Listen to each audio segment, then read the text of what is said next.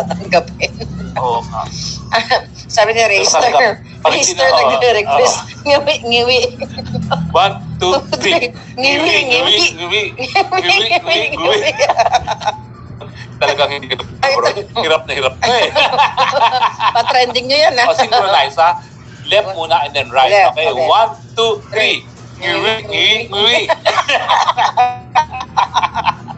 Ay, nako. Pa-trending natin yun. At saka isa pa na bangag.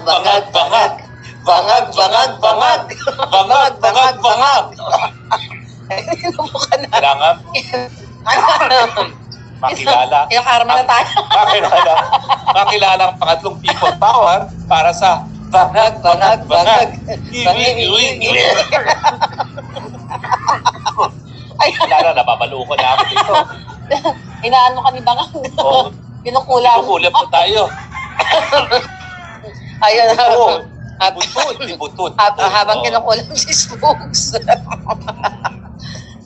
Nako, pareho tayong kinukulam. Ngayon, Oo nga, dapat natin yung briefing water. ni Inday Sara kanina.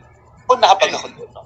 Na- Parang nag-open up siya sa publiko na pagamat mas malungkot itong pangyayari na pag-aresto kay Tatay Yes. Digo, isang naging mabuting resulta ay nagkaroon siya ng relasyon sa kanyang kapatid na babae Yeah. na si Veronica. Ibig sabihin, inaamin niya na bago napadala sa Hague, wala silang relasyon ni Veronica. Hindi ganun kaano. Oo, talagang sinabi niya talaga, finally, I have a relationship with my sister, no? So ako naman, talagang maybe God Maganda yun. works in Mysterious ways. mysterious ways. No? Yeah. Na, sabi niya, hindi po pwede na hindi kayo buo bilang pamilya, no? At Oo. kinailangan na magkaroon ng ganitong mangyari para magkaroon ka ng relasyon sa mga kapatid mo, no? Yeah. At mukha nga sabi nga nila, Kitty naman kanina, nagkakaisa na yung buong pamilya. Alam Yeah.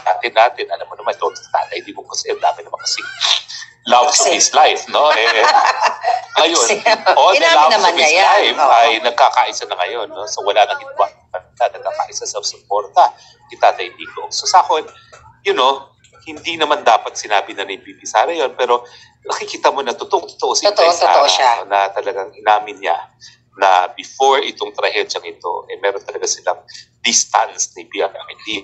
Yes. Kasi Nagkaroon siya ng moment with PRD namin. Ako miski nagtatrabaho na ako spokesperson, hindi ko maalam talaga kung anong anyo na kanilang relasyon. Pero nanggaling na mismo kay Inday Sara. No? Hindi na siya nagkaroon ng relasyon kay Veronica, nagkaroon din siya talagang mabuting relasyon sa tatay niya. No? Na hindi niya ever na-experience bago itong pangyayari. So kung siguro may